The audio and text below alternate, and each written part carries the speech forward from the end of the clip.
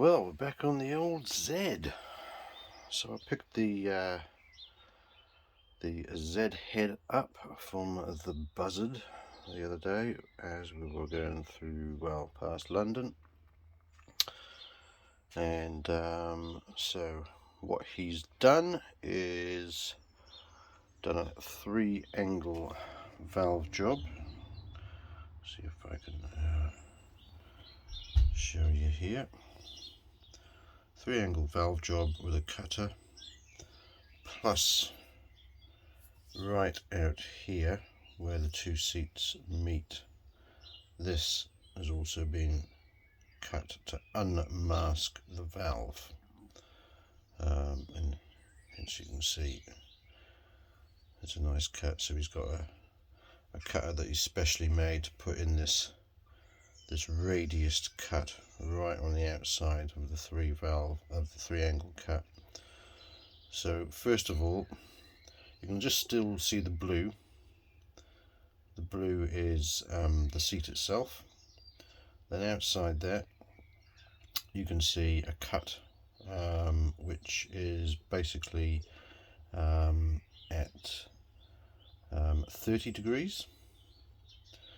Then the seat itself is cut at 45, and then underneath the seat is this other cut, and that's at 60 degrees. And then you have the inner ID of the seat.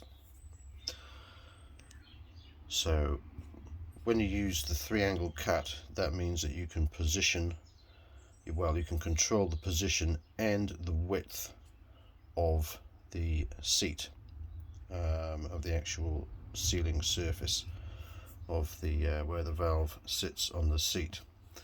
And that's what he's done. And you can see all these scribbles: 37.55 and 285 and 37.4 and 295. So the first figure, that is the length, the distance between the seat, the outside diameter of the seat, so the head of the valve, and the stem, the top of the stem of the valve, as in that bit, the top. So it's the distance between sorry, it's not that distance, but I'll get back to what it is. It's the distance at the bottom of the bore where the bucket sits. So the top of the spring, the lower spring seat that sits in the bucket, and that is the magic number. So he's basically got them around 37.5. They vary a little bit, as you can see.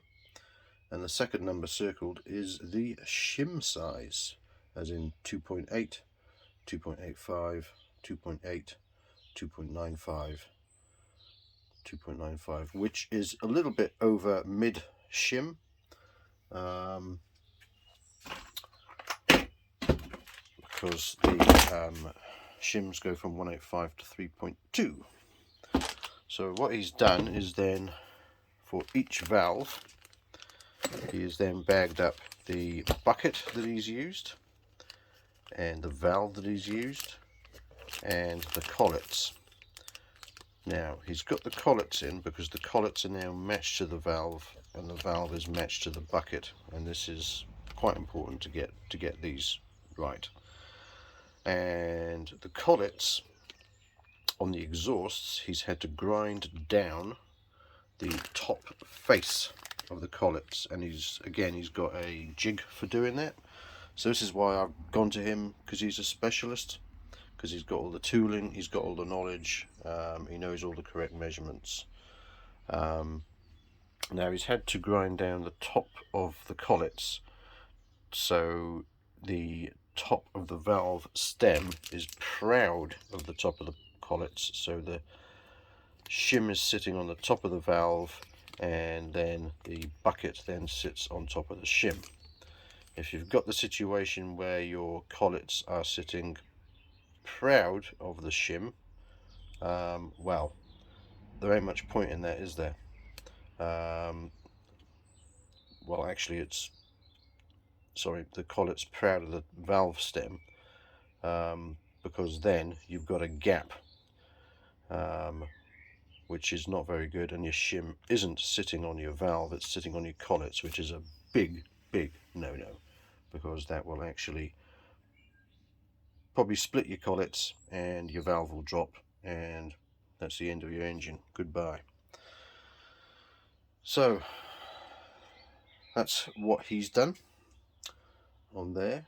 And then on the barrels, his mate at British Airways has done a nice TIG job on welding the cam chain tensioner boss back in place. So he's left it as he's welded it. So I'm going to keep all this weld. I'm not going to grind any of that back or anything like that. I'm going to keep it as it is because it's nice and strong. I've just got to file this face flat, so the cam chain tensioner will then sit nice and flat on this face. There's a gasket that goes on here as well, and I've got to just check the depth and these threads to make sure that they're all okay. So that's got to be filed back flat, and then that will be ready to go back on the bike. So yeah, quite pleased with the work he's done.